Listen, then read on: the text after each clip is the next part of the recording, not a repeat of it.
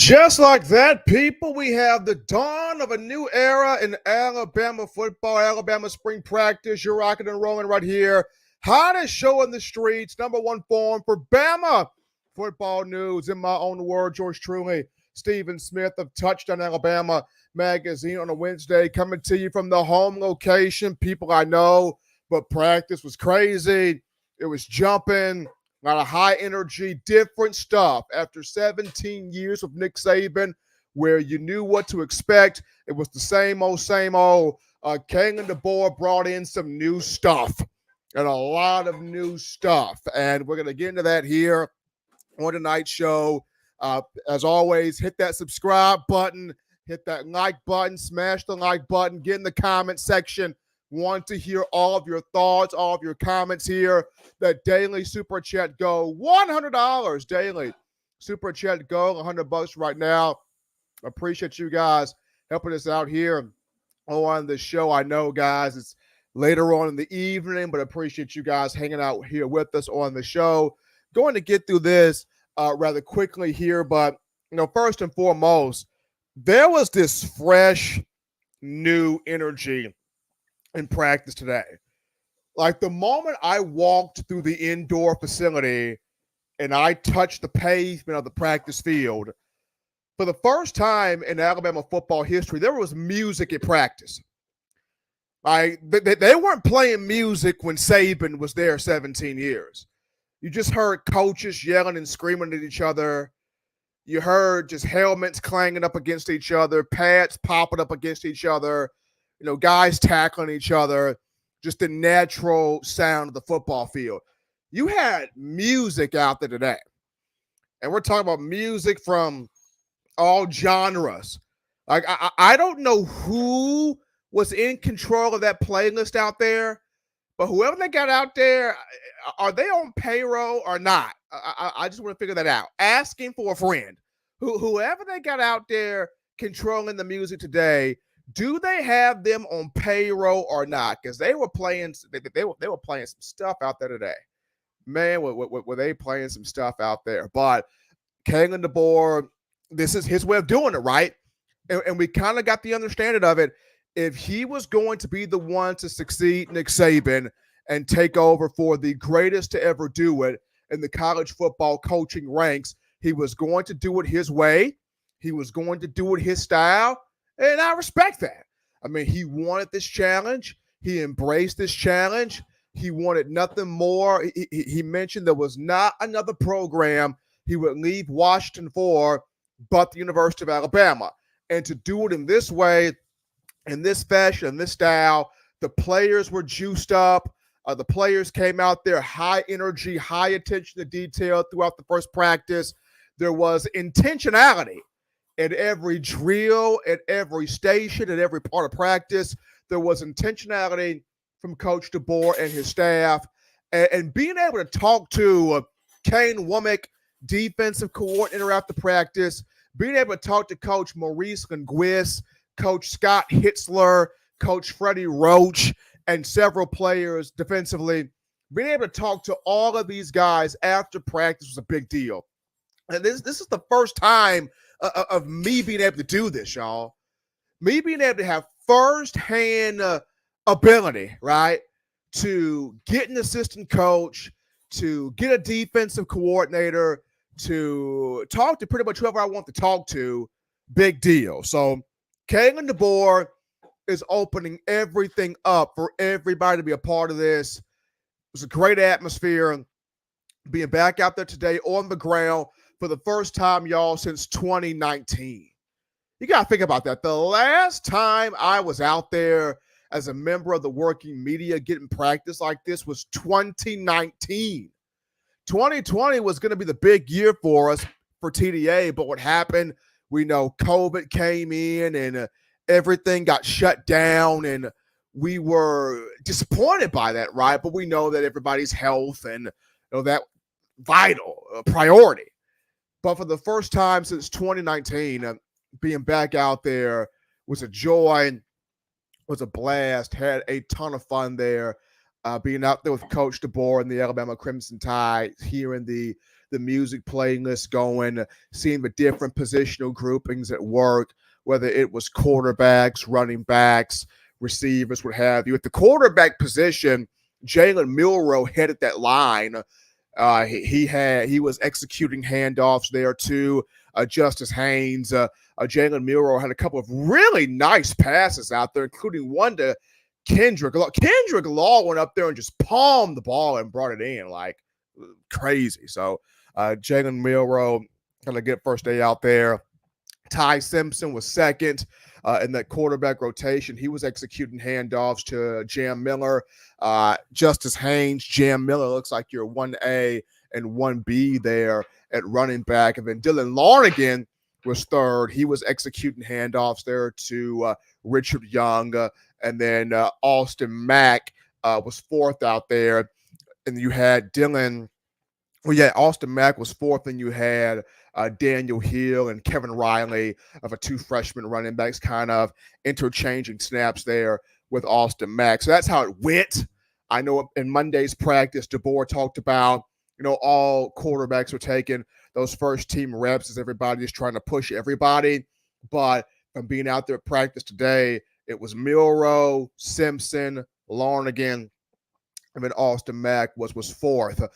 Caleb Odom, freshman four-star tight end, working with wide receivers. It was good to see him out there wearing that number 18, catching the football, going through drills there. That was pretty cool to see him on the offensive line. The first team offensive line, this is what it looked like to me out there under new position coach Chris Kaplovich. Now, I'm not saying this will be the first team offensive line when the first game kicks off in September. That's not what I'm saying. However, what I am saying, this is what I saw from left to right, first team offensive line. What I saw left to right, it was left tackle was Elijah Pritchett, left guard was Tyler Booker, center was James Brockermeyer. James Brockermeyer was at center, right guard Jaden Roberts, right tackle Wilkin Formby. That's what I saw out there. So from left to right, under Coach Chris Cap, it was Pritchett, Booker, Brockermeyer, Roberts, Formby. That was the first team look right there. Parker Brassford, the transfer center from Washington, worked with that second team offensive line. So that's what I looked at. That's what it looked like to me coming out there that first practice. But once again, this is not set in stone, people. Do not feel like I'm telling you something that's set in stone. It's not. It's just the first media viewing practice of spring ball, and we could see a whole lot of shifting with the offensive line, moving forward here. But that first five I did see out there from left to right: Pritchett, Booker, Brockermeyer, Roberts, and Wilkin Formby. On the defensive front there, a lot of good stuff with Jaheim Otis, Tim Keenan, Tim Smith. Saw some good stuff there from Keon Keeley and Yancey Pierre. Now, Keon Keeley, Yancey Pierre, and Quay Rusall, they're kind of in that Wolf Rush package. So Wolf Rush package are those guys coming off the edge and just rocking the quarterback. Kane Womack talked about it. They got a lot of Wolf guys in that rotation, trying to get your best, couple of guys in that package as starters out there in the field. But Keon Keeley looked good out there. Yancey Pierre looked good out there. James Smith did some good stuff out there on the defensive line. Looking forward to seeing what he becomes throughout the spring. So just some notes there on what I saw take place there.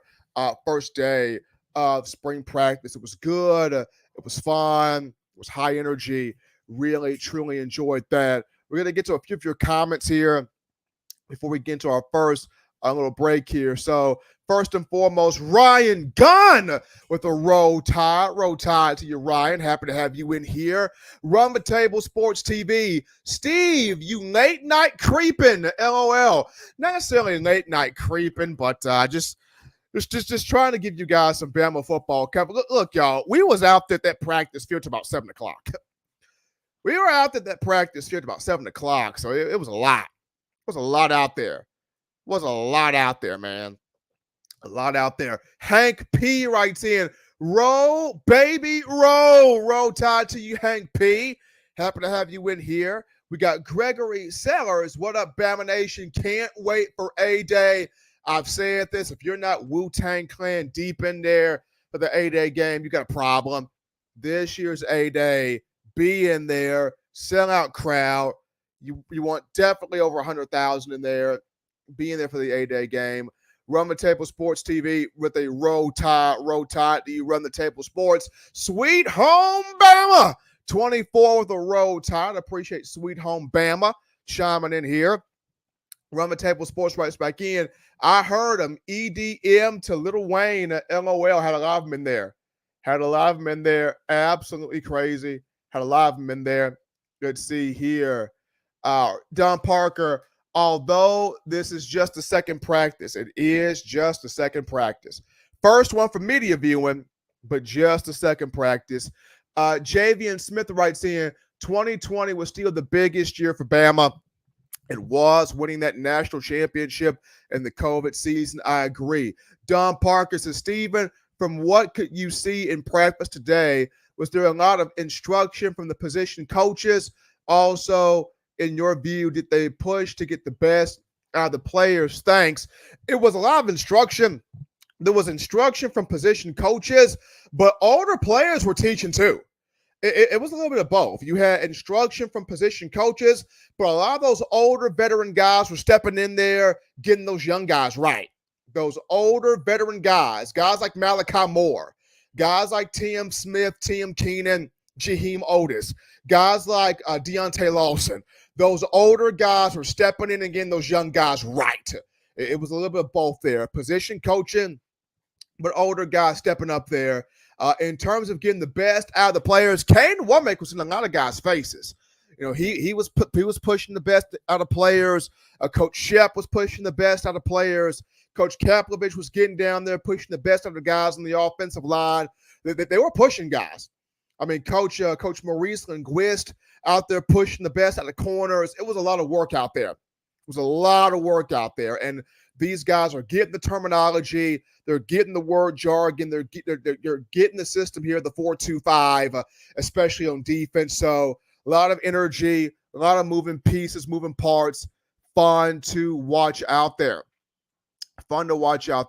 Roll Tide to everybody in here in the chat right now. Appreciate you guys getting your thoughts in here on the show.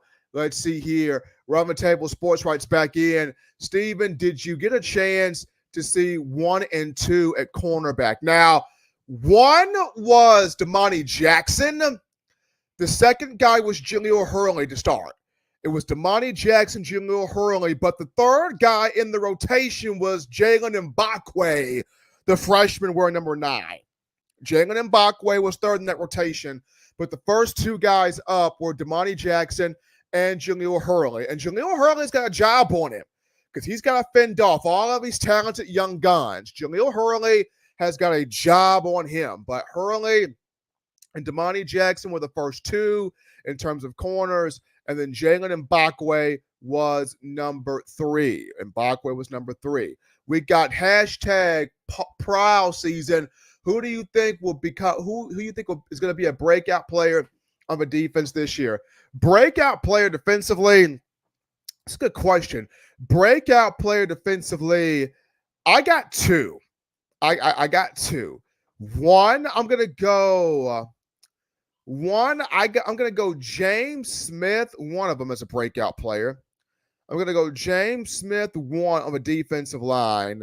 Number 2 breakout player. I'm gonna go with. That's a good question. I'm gonna go with Devontae Smith in the secondary. So James Smith, defensive line, Devontae Smith there in the secondary. That's what I would go with. That's what I'm going to go with. James Smith and Devontae Smith. After the 2 Smith boys, I'm going to go with those 2. Run the Table Sports writes back in. I heard Jalen Mbakwe looked bigger out there. Heard all of them gain weight. They all have gained weight. They all look bigger. And Mbakwe looks like he's pushing 185, 190. He looks like he's pushing 185, 190. So all these DBs look bigger out here. So Javian, Ryan Williams does not come in the summer.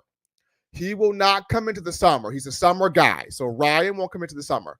Kobe Prentice looks great out there. Looks like he may be the Z receiver in the rotation, the Z guy bottom of the screen. Kobe's got some of the best hands out there. Really like Kobe Prentice. Got some of the best hands out there. So, we wish Ryan Williams would have enrolled early. He did not. He's a spring guy. So Ryan will get here in this.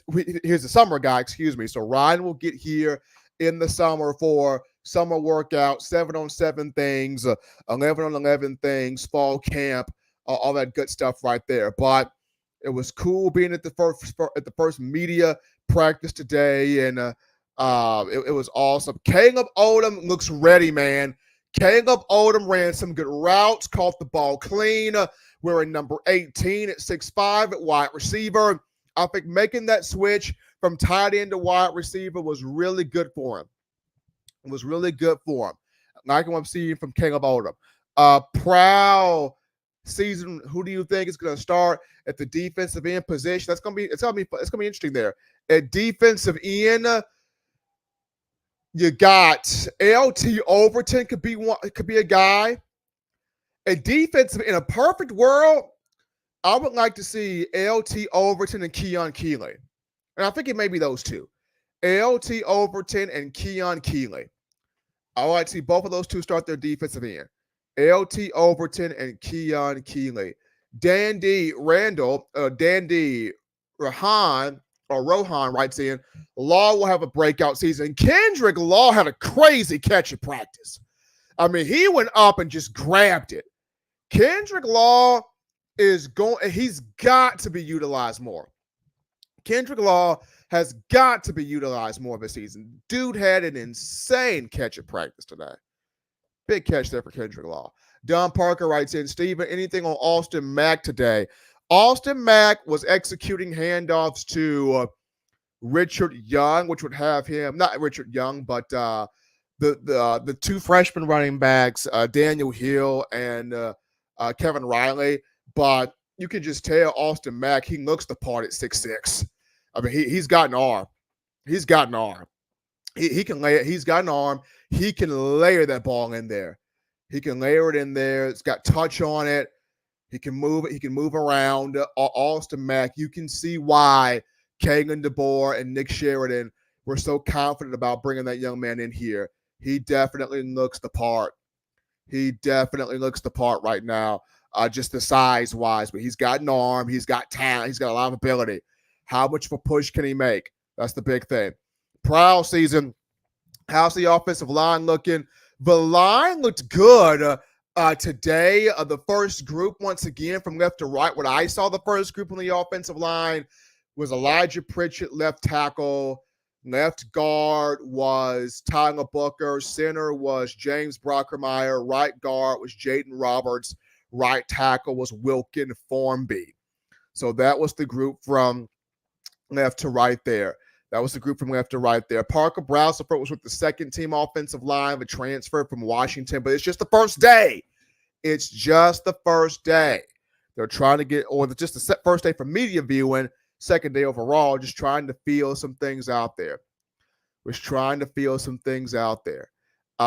Absolutely. Let's see here. Ryan Gunn writes in, the overwhelming excitement is palpable. The naysayers thinking Bama is gone are in for a terrible awakening. Roll Tide. Right, I'm telling you, these people are in for a rude awakening, counting out the Crimson Tide. This team stays healthy. These guys buy all the way completely in. The naysayers out there are in for a rude awakening. I'm telling you. Run the table brings up Parker Brauseford. He wasn't hurt. He wasn't favoring anything. It was just you had James Brockermeyer out there with the first group on the offensive line. Brauseford was with the second group, so there was no injury, nothing like that. No injury, nothing like that. He's fine. He's okay. It's just, the coaching staff are testing some things out. They're testing some things out right now. So that's That's what it is. That Bama coaching staff just testing some stuff out. But you guys continue, get your thoughts in, get your comments in right here. We're going to go to a quick break here on the show. We're going to get our word from our guys, Alumni Hall, our partners here, helping us out in Tuscaloosa, Midtown Village. Check out our guys, Alumni Hall. We'll be back after this. We're out here at Alumni Hall in Tuscaloosa.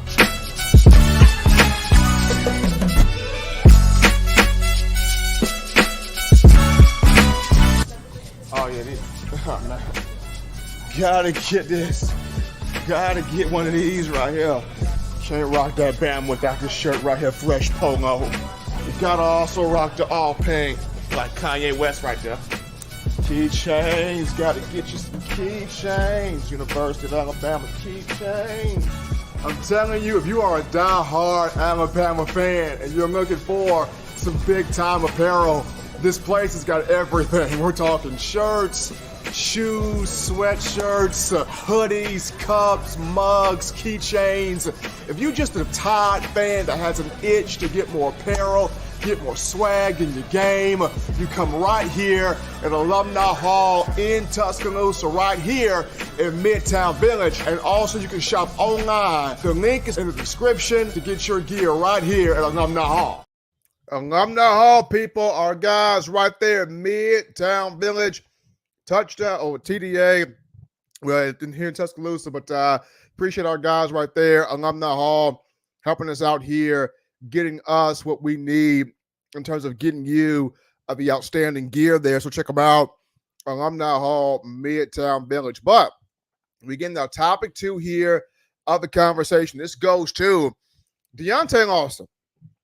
Deontay Lawson is the first Agent 0, wearing number 0, the first player to do this in Alabama football history. And it's crazy because with all of the changes happening, Nick Saban retiring, Kalen DeBoer in here, I would think that the number 0 existed for Alabama football. I would think that the number 0, they had that jersey, but I don't know why no one ever chose to wear it. But now for the first time, you got an Agent 0 in Lawson. And man, did he look the part today wearing that number. I mean, he looked bigger, flying all over the practice field, going through warm-ups, drills, leading the guys out there. The understanding of the defense that he has, the leadership, the command of the defense that he has. D'Lo looked good wearing that 0, y'all. He really looked good wearing that 0. I mean, agility, quickness, sharpness. Now, I don't know if the 0 has given him superpowers. I can't speak for that. But man, he looked good out there wearing it. And Tim Smith, got a chance to talk to him after practice. He mentioned, I expect D'Lo to kill it this season. I expect him to dominate. I expect him to have a lot of success. I expect him to have major tackles for loss in the fall. Deontay Lawson wear that new number. Now, he mentioned to me, and this is D'Lo, he mentioned to me, it's not going to make him any different. He's still going to go out there, perform on the field, have the leadership, have the mentality, the tenacity to get after it. Absolutely. So the number change is not going to affect how he goes about playing the game. But just watching him out there today lead that group of inside linebackers under the leadership of Kane Womack, it's fun watching that. Very fun watching that.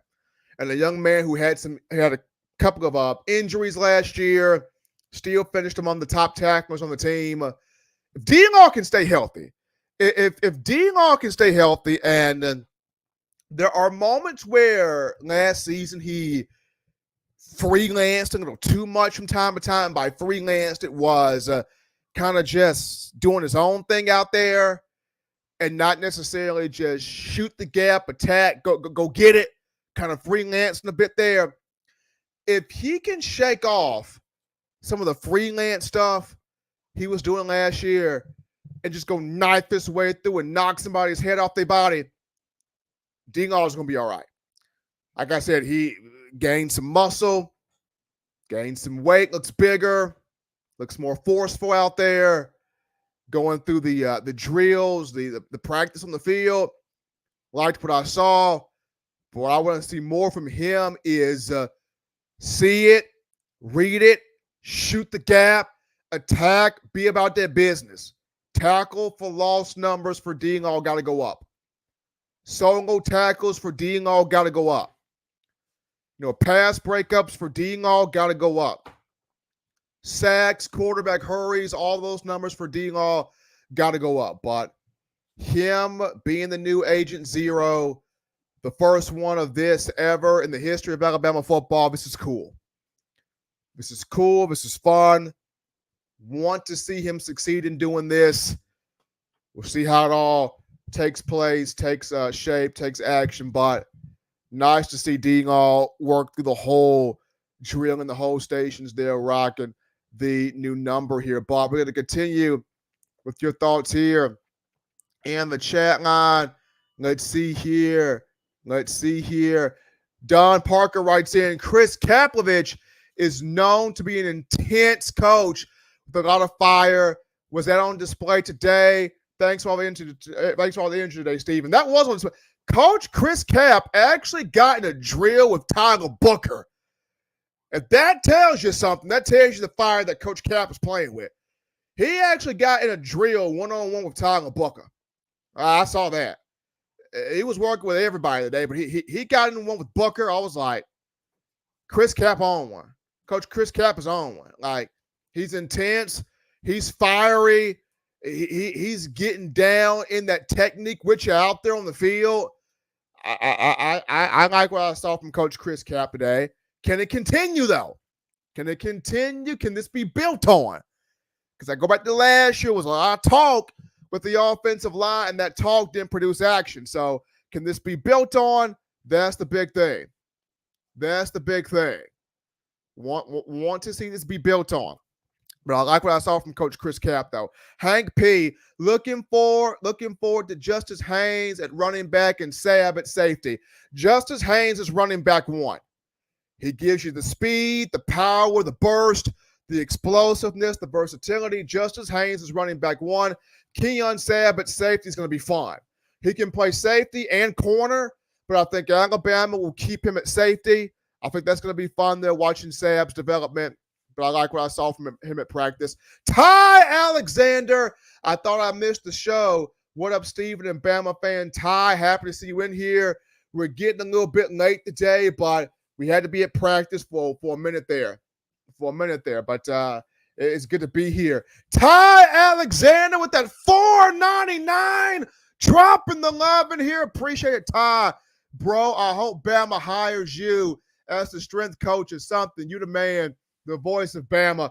Hey, Ty, like I said, I wouldn't mind being the strength coach, man. I mean, you know what? Let me stop, man. Not this. Just have me as the raw motivation guy. I don't want to be no strength coach. You have me in their squad, and I mess something up, man. Trying to, have children, produce children, procreate some children around here. So, if I'm the strength and conditioning coach, I'm trying to get in here squatting. I mess something up. So, definitely the raw coach. Not love for thought being the strength coach, but the raw coach. That'll be for me right there. Let's see. Ryan Gunn writes in. I think the team is bought in. I'm not really thinking too many are going to the portal out at the next opening. Wondering what we might look to bring in through the portal, though. O-line, DBs. Maybe a DB through the portal if Alabama can get them. Maybe a DB through the portal. Maybe a DB. Maybe an offensive lineman through the portal. I could see that. Those are probably the only two positions, though. O-line and DB coming through the portal. Those be the only two positions that I can see. So Run the Table Sports, I heard Jeremiah Alexander was out there cutting up. Jeremiah was too. And that's the question. Do you keep Jeremiah inside at linebacker, or do you move him back outside and make him another part of this wolf package? Like, because Jeremiah has been cross-training inside and outside. Like he's been cross-training a bit. So do you keep Jeremiah inside, or do you move him back outside and have him a part of that wolf package? That's a big thing there. Something to keep your eyes on there. Something to keep your eyes on. Let's see. Dondi Rahan writes in, Steven is the voice of Bama. I appreciate it, people. I try to. I definitely try to keep you guys up to speed the best that I can. Proud Season writes in, did Jalen throw today? Is there any new improvements to his mechanics? Jalen did throw today. Look, he had a few really nice passes out there, including one to Kendrick Law that was put right there on the money. As far as the mechanics, there's a video on social media where it looks like Jalen has tweaked up his mechanics, where his back and his shoulders are square. His back is firm. He's using his hips more to step into the throw. The arm is coming more crisp. His follow through with his arm is crisp. It's more sharp. The ball's coming out of his hands faster. The release is smooth. Like if you go back and you watch the video there from his Instagram, it looks like he has tweaked up his stuff. It looks like he has tweaked up his passing mechanics there. Absolutely. It looks like he's tweaked them up there. Robert Mahan, what did you see from Jihad Campbell? Jihad's changed his number. He's number 11 now, going from 30 to 11. He looked on fire out there. He was shooting through plays and running around, flying around. So Jihad Campbell was flying around. Deontay Lawson flying around. Was a lot of fresh energy out there. Tally Ho 03, can't wait for Ryan Williams to get there this summer and add a little extra to that wide receiver room and KD's offense. When Ryan Williams gets here, it's going to be fun. Now, my eyeballs will be on Rico Scott and Amari Jefferson as they are the early enrollees continuing to do, what they do. But when Ryan gets on campus in the spring, that's going to be crazy. Ryan Gunn writes back in, we have so many dudes. Bama has dudes on the D-line and at linebacker. Yes. And a lot of them. And here's the thing with Coach KD and the whole staff. Getting the best ones on the field, that competition. Bama's got the dudes, but getting the best ones on the field at each position and have them Wolves go to work. Let's see here. Run the Table Sports, keep going live, Steven, in between the studios. Hey, this is what we do. Matthew Cherry writes in, Steven, what's your thoughts of Drake Kirkpatrick Jr. following in his dad's footsteps and wearing this? Seeing Dre Jr. wear 20 would love it. And he's another one. He's got a shot in this DB room. He's another one. Twitchy, opportunist, explosive. You go back and you watch Dre Jr.'s tape at Gadsden City High School. You go back and you watch his tape from the Alabama-Mississippi All-Star game. That dude was everywhere. He's another one that's got a shot. We know special teams is where he's probably got to make his headway early, but Dre Jr. is another one that's got a shot. Let's see. Jeremy Bernard, that dude's a dog. Will crack back block the mess out of you. Caught some good passes today. Ran some smooth routes out there. He's explosive. He can make plays in the intermediate game. He can make plays in the deep pass game. I like what Jeremy Bernard brings to the table. I like what he brings to the table. Let's see here. Ty Alexander writes back in, I think this staff is really excited going from Buffalo, South Alabama, and Washington to the top program in the country with all of his talent. I think they're in awe. You can tell they're all in awe. I mean, they're impressed by what they have. They're impressed by what they see. The guys have been buying into the message that's been preached out there.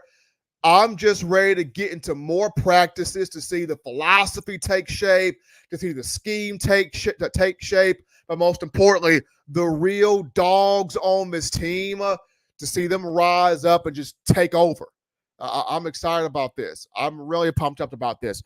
Matthew Cherry writes in, I love it. I love it too. He's a great player. He was one of the best out of Gadsden City. He really was. He really was. Dre Jr. absolutely was. Ryan Gunn writes in, I don't know about y'all, but I'm fired up for this year. I'm fired up. Roll Tide. Let's get it. No better way to be than fired up. No better way to be, Ryan, but fired up when you look at this Alabama football program and how exciting this is. Let's see here, Steven. Who do you think returns punts this year? Tally Ho 03. Let one of the freshmen do it. Let one of the freshmen return punts. Put Jalen Mbakwe back there. Let him return punts. Put Xavier Brown back there. Put one of these freshman guys back there. Let them return punts. Put a young guy back there. Let that young guy return punts. Absolutely.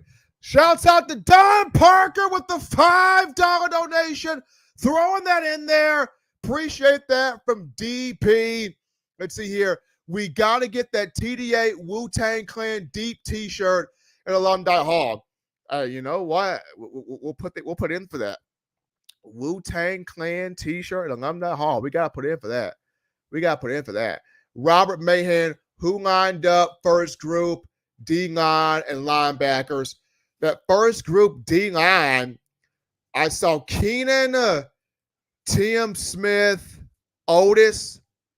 Keenan, Tim Smith, Otis, and LT Overton. But they switched out LT Overton and Keon Keeley quite a bit. So Overton / Keeley, Otis, Tim Smith, Tim Keenan. That's why I saw them the D-line. Linebackers, of course, D-Law, Campbell. You got a mixture of Quay Russo out there, Yancey Pierre out there, Jeremiah Alexander out there, and that Wolf rush package. So that's what I saw out there. I mean, it's cool being able to get all of that. It's cool being able to hear from the position coaches as well, getting their feeling on this. It's been awesome. Quarterbacks look pretty good. Quarterbacks look good out there. Quarterbacks look cool out there, man. Jalen Milroe took first team reps, but all the guys are exchanging those reps out there. Ty Simpson looked pretty good out there today. Dylan Larnigan had some good throws out there. Austin Mack, you can tell he's 6'6". He's got arm talent out there, so it's gonna be fun. Gonna be fun to watch the development of this entire room. It could be the same about kickoff returns. Kickoff returns, I can see a situation where it could be Kendrick Law and Jeremy Bernard returning kickoffs, or it could be Kendrick Law and Emmanuel Henderson returning kickoffs. It'll be interesting to see who does kickoffs, though, but definitely want to see a freshman return punts. Ryan Gunn dropping in that $2 donation to the show. Ryan Gunn, we appreciate that coming from you. Let's see, did any of the D linemen speak of getting after the quarterback in this scheme? Tim Smith talked about it today, getting out for the quarterback and how fun it's going to be in this 4-2-5 scheme to kind of get small, get skinny, get out for the quarterback. Tim Keenan kind of talked about it a bit as well. So a couple of the defensive linemen spoke on their excitement to get out for the quarterback in the 4-2-5 as well as stopping the run there. Let's see, Matthew Cherry writes in, do you think Dre Kirkpatrick Jr.'s teammate that just got the offer joins Junior at Alabama? He very well could, Matthew. He very well could.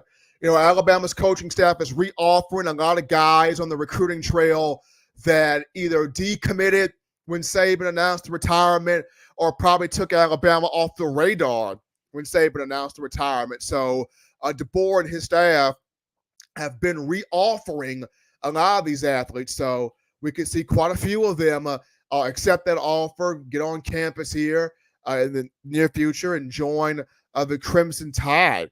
Let's see here. But Robert Mahan writes back in, I can't wait for A-Day. I'll be coming from Jersey. Let's go. 100,000 strong people.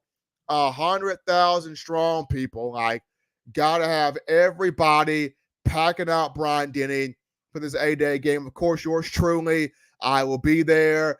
Come find me. I will chat it up with you.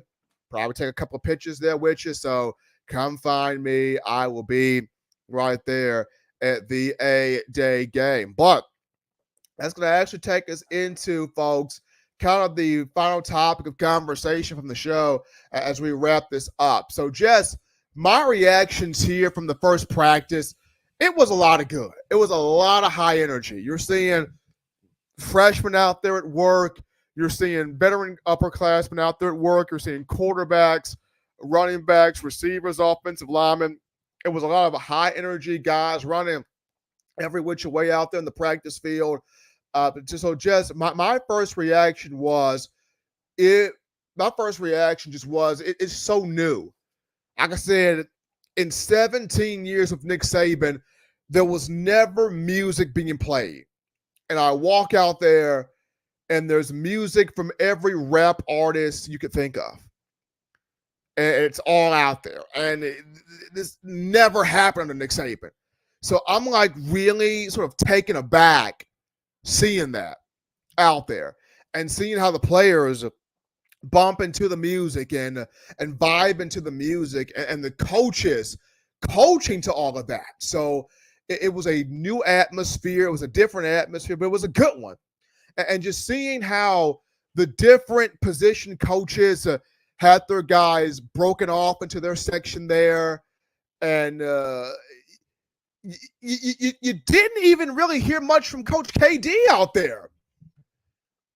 With Coach Saban, you would hear Coach Saban's voice, but Coach DeBoer having so much trust in his assistants, you really didn't hear Coach KD out there for real. You really didn't. Like, you heard the assistant coaches out there giving orders, giving assignments, having guys where to be and where to be at on the field, and going through the different play calls and situations. It was good. My first reaction, I came away very pleased with what I saw. Yes, it was the first day for the media. And yes, there were recruits out there today. Absolutely. But I'm just saying, like, my first reaction was it was awesome. It was awesome. Like it was a great first day. We got to make sure that this continues and how it will continue with, guys continuing to buy in and into the whole process. But I'm excited. Once again, shouts out to my man Robert Mahan, who did give us that tip there on Keon Sabb coming to Bama from New Jersey. You called it, Robert. You called it. You called it, man. You called it, man. Great call there on your part. You absolutely called it. Matthew Cherry writing in, Steven, someday you really should do a video telling your story about how you got connected with TDA. I'm actually going to do that at a new podcast that I'll be doing. So we'll have a new podcast separate from the show In My Own Words. And in the new podcast, I'll begin to a whole lot of personal stories. And one of those personal stories will be my journey to Touchdown Alabama magazine and just the growth throughout the years of me doing this. So it's going to be cool. It's going to be cool. It's going to be exciting, folks. I'm excited. I'm impressed with Coach Mo. I'm impressed with all of these guys. I'm impressed with all of these guys, man. My main thing is continue to build this. Continue to build this. Pace by pace. Continue to build this, man, because this season is going to be extremely fun. Don Parker writing back in. Coach KD might be the Bear Bryant type. He used to let the assistants run practice. I'm just saying. I'm just saying. I'm just saying, man. Like, Coach KD is letting the guys coach this team, run this team. That's how it should be. That's how it should be. Run the table, sports TV. That's the stuff people want to hear, Steven. Yeah, I will get into that, into the journey to TDA into the new podcast that I will be coming out with. So y'all definitely keep your eyes on that. There'll be a lot of interesting stories that I will be breaking out from that new podcast. Even the story of how I discovered Deontay Smith before anybody else did. So that'll be a story I will tell about me breaking the news on Jalen Hurts being the starting quarterback his freshman year at Alabama. And people literally tried to roast me for that, but I ended up being right on that whole situation. So there will be a lot of intriguing stories coming out in the new podcast I'll be doing. So once I get to that, like you will see a totally different side of me than what you're seeing right here. Of course, what you're seeing right here is great, but you will see a totally different side of me in that podcast. Tally home, all three writing back in.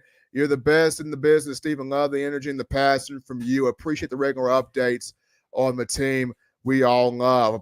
Hey, absolutely. This is what we do here. Any new news on A-Day? Don, there's no new news on A-Day except the fact that it will be at 3 p.m. Central Time, Ephraim. So 3 p.m. Central is the A-Day game. 3 p.m. Central, Ephraim. So get to Tuscaloosa early, man. Saturday, April 13th, 3 p.m. Central is the spring game. Get the Tuscaloosa early, Ephraim. Get in there. Robert Strickland saying Tony Mitchell. Tony Mitchell's got a chance to ball this year. He's got a chance to ball this season. And he looked good out there today. So Tony's been locked in. He's been focused. I know he had the little hiccup when he first came in, but man, his head is on straight right now. And Tony Mitchell's another one of those guys that I will keep my eye on as we maneuver here through spring practice. But that's going to do it here, folks, for me. Yours truly, Stephen Smith, in my own words, hottest show on the streets here, giving you your Bama football news. Had to come on here for a little bit to give you my reaction from the first day of spring ball. I'll be back out there Friday, getting the offensive coaching staff after practice on Friday. So appreciate all of you checking out the show today. Continue to hit the subscribe button. Like the show. We got you on the podcast networks, iTunes, Apple Podcasts, Spotify, Stitcher, Spreaker, TuneIn Radio, Overcast.fm, and iHeartRadio. You guys take care of yourselves out there. Enjoy your night. Like I said, we'll be back at that practice field on Friday, giving you all of your Bama information. Roll Tide, people. See you Friday.